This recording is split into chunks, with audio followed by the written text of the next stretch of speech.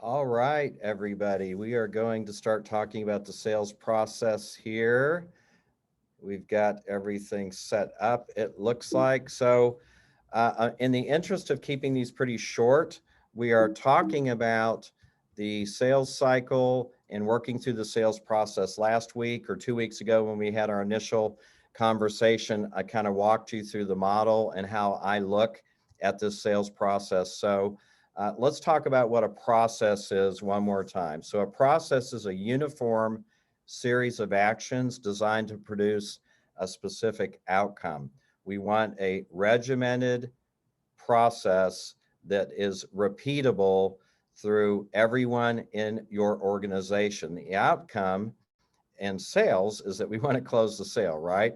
So it's an action that works in steps, regimented steps, linear steps, and that's why we call it a process. And we will deal with each of the 5 challenges throughout the process over the next 8 weeks or so. So by implementing a systematic approach in your sales cycle and in your recruiting cycle and all the things that you do, you really are going to astronomically increase your odds of closing that deal and driving more business to your ISO. So let's look at the process one more time. We have attraction, qualifying, converting or closing, keeping, and repeating, right? So today I'm going to briefly touch on the attraction phase. And I grabbed this from one of my training programs for recruiting called Empire Builder. And we do the same thing, right? Attraction is your ad placement, qualifying is your sales interview, converting, your hiring and contracting, training and supporting, and then certainly repeating that process. So it works almost in every type of environment if you keep it simple and you set that process up. So when we talk about attraction, there's a whole lot of information we could share. I'm going to hit the high points today, but every successful ISO or agent or organization that I've ran across, at least, has a consistent lead generation strategy. And I'd say this all the time that we are in the lead generation business. We're not in just the merchant services business or payment business or consumer finance business. You can have the best product in the world, you can have the highest split in the world, the best terminals in the world, the best free this and free that. But if you don't have enough customers or prospects to offer those programs to, you're not going to close business. So you really have to have this piece of the cycle figured out. You can be a poor closer and still make a good living if you have enough leads, but you can be a great closer and make a very, very poor living if you don't have enough leads, right? So you need to get this nut cracked on how you're going to attract clients to yourself, not disrupt their business, but attract them, draw them into you like a magnet. Another way to really look at generating leads and generating activity is if you want to build out agent channels, referral partner channels, or associations, trade groups, et cetera. So there's a couple of ways you could do this, right? You want to be a small operation. Maybe you're just selling direct, right? You're going out to merchants, you're working your strategies, your tactics, you're writing business, and that is all that you do. You just sell direct to merchants. Maybe you want to build an indirect channel. Indirect could be several different avenues, right? Maybe you've got sales partners that are just merchant service, consumer finance, merchant cash advance, working capital. They're just sales partners that you've hired, either salary or 1099, that are going to distribute your products. Or maybe you have referral relationships and you build everything through referral partnerships, through joint ventures, resellers. You're out there developing different channels that I call indirect sales. So, what I see a lot of groups doing these days, especially the bigger ISOs, is they've got a hybrid model where they have direct salespeople. Some of the bigger banks are doing this. And then they have indirect channels where they're driving revenue through those channels as well. And that's a really, really smart strategy. The problem is it's very complex, it's very expensive.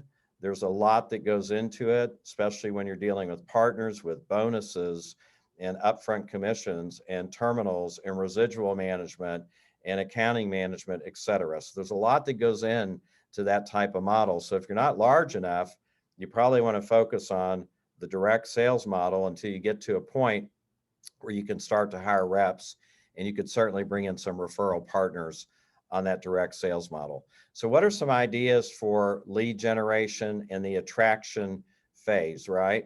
So these are your standard things that most salespeople work out in the business. And I'll tell you a couple that are my favorites here in a moment, but you could certainly be cold calling. COVID has put a dampener on the face-to-face cold calling, but lots of phone activity going on, remote calls, lots of overseas call centers, other call centers that are out there calling on merchants, grabbing statements or setting up appointments or doing three-way calls. There's other strategies like voice drops, email campaigns. There's automated email sequencing, email follow-ups, drip campaigns, cold email campaigns, all types of different email campaigns. The key that I see is that you need to have a unique product or service or offering. You've got to be able to deliver value in a unique way to get that prospect interested in doing business with you. And a lot of times when we can niche down into a vertical or become an expert in a specific vertical, we can really talk to their pain points very well, and we can really demonstrate value. So the tactic is cold calling, but you need to really have that strategy behind it about what draws a distinction between you and your customer. There's also outsourcing preset appointments. Once again, they could be a third party call transfer. They could be a face-to-face appointment. There's outsourcers like Upwork, Freelancer, lots of outsourced places you can go to. You can also pay companies to set appointments for you or make those calls for you. So there's people like Callbox and all different types of call center services out there. I've had very little luck with those. I've tried them in Canada, India, the States. I typically have better results when I'm the one managing it, which I don't ever want to manage a call center again. So I'd rather pay somebody here in the States or not use that individual strategy. New business listings. For years, that is what I did, is I went after new businesses combined with existing. And you can buy lots of data like liquor licenses and tax permits and franchise listings, new DBA filings or assumed names, cosmetology license, UCC filings. A lot of working capital people, equipment leasing, commercial leasing, use the UCC filings, contractor licenses. You can get new phone connections, new domain name registrations. There's all kinds of cool ways that you can go out there and grab data targeting these businesses or people that need to renew licenses if they're in your particular niche that you're going after. And then you have some more long-term type strategies, a little bit more expensive if you're going to do something like organic search. Pay-per-click is where you pay for clicks, so that can get pretty expensive. And you've got certainly all the things that come along with that type of advertising, retargeting, pixels, building out audiences on your Facebook and your Instagram, YouTube ads, Google, all types of cool contextual ads that you can create, video ads, etc., out there in the marketplace. And what I would typically do is I don't want to learn how to do this stuff. I want to hire a professional or an expert that knows how to get me the results that I want from an advertising campaign, especially if I'm paying for it. So we're looking for cost of acquisition, and when we're talking about those type of ads, and we're looking at conversion ratios, right? So I want to know over time, how many eyeballs am I getting to my landing page, my website, my content, my lead magnet, my download, whatever it is, my free webinar, whatever I'm promoting. And when I get those eyeballs, how many are registering or picking up my product? How many of those turn into real prospects? And how many of those do I actually close, right? What's my conversion ratio? And then I can kind of see, if I know the lifetime value of an account, I can see based on my conversions, I can look at what my cost of acquisition is based on my ad spend. So that's a little bit more complex. I particularly have quite a few campaigns like that going. I work with some pretty high level Facebook managers that manage a lot of spend, Google, YouTube, and it's a way that I like to go out and reach a lot of people if the content works and if you've got a great product where it makes sense to spend that kind of money and make that kind of investment.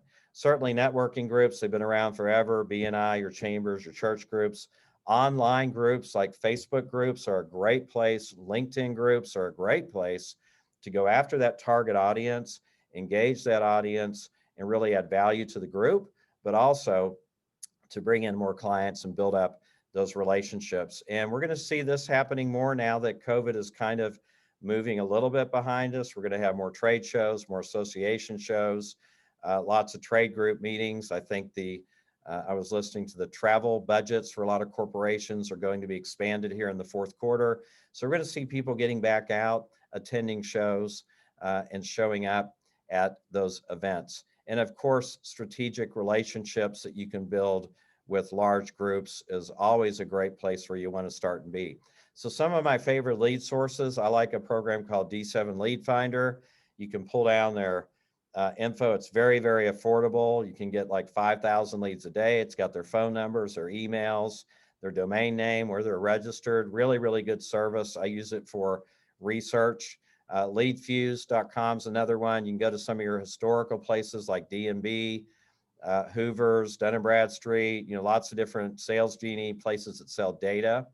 LinkedIn Sales Navigator is a really great tool, especially if you're going for mid to high level executives within companies. You can really drill down, locate that person, that niche, and you have a lot of different search criteria that you can use. There's a really cool program called Seamless AI that can build into LinkedIn and grab their current contact info and pull that contact info and give you a little bit more information on them across social media, what they're doing and how they're participating. And then I just recently found a program called salesfully.com where you can download data and get up-to-date data that you can prospect with or go out, reach, email, etc. And there's lots of other like Get Prospect. There's lots of different other programs out there. So there's a wealth of databases and ways to get information today. That's not the problem. The problem is now, the challenge is there's a lot of people targeting these businesses. So you've got to really look professional and you have to add value and you have to add something a little bit unique and different to get their attention enough to read your content, right? Because the attention span of most people today is in the seconds anymore, not like the minutes. So you've got to really put a great campaign together and drive that traffic. The other thing I talked about a month or so ago was, targeting these niches or areas. There's different strategies, but you can go after red ocean clients where there's a lot of competition. Typically, when you're competing in a red ocean, a lot of you're competing over price, right? Price, service. There's a lot of competitors. I'm going to be the cheapest one. I'm going to give you this. I'm going to give you that. I'm going to support you locally. Or you can go into a blue ocean where you have to be a little bit more creative, but you can find a blue ocean where there's a lot less competition. So you're setting the standard and price is not really the issue. You're innovating, you're creating something new, you're creating a new way of doing things that adds value to their company or business. So whenever you can find a blue ocean that you can get into, in my opinion, that's always the best way to go. So you make the decision. There's a lot of great content at blueoceanstrategy.com that you can check out. So I wanted to keep this short, but it's critical that you have got a strategy for that first stage of the sales cycle, the attraction strategy and the attraction phase. And it's the old sales funnel, right? You need to have enough leads and prospects coming into your funnel that trickle down, that convert into sales. And once you know those numbers, then you can really strategically grow your business, incrementally grow your business. And when you make an investment of X, you're going to get a return of Y. So for those of you that don't have this locked down, you need to take some time. We're going to have our next training about qualifying in 2 weeks. Take some time and build out that attraction strategy. For the members, post questions in the group. I'm happy to answer them. Email me, talk to us. We've got a lot of training in your user back office as well that you can take a look at as far as prospecting, sales, cold calling, converting, etc. So I hope you have a great day. We'll talk to you soon. We'll see you in a couple of weeks with our next piece of content. For those of you that are joining me tomorrow, I'm doing the Q2 sprint 90-day workshop, and we're going to work through our next 90 days and how we're going to create that next 90 days for our business and for our life. So we'll see you tomorrow at that webinar. Have a great day.